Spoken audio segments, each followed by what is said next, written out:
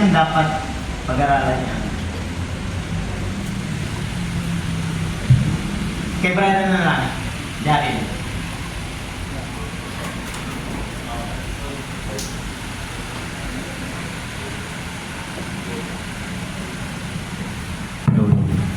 So yun po yun po bro, yung desired guest experience. Kasi yun po yung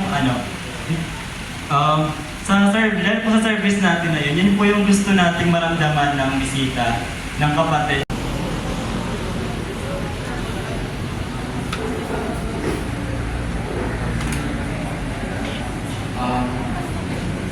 Mahalaga po na may po natin po yung guest ko para po nang sa lunod po, kapag na-acquire niya na po yung mga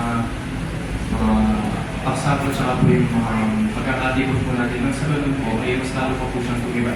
Mas may kaya pa po natin siya doon po sa pagtulog po na pagkalunod.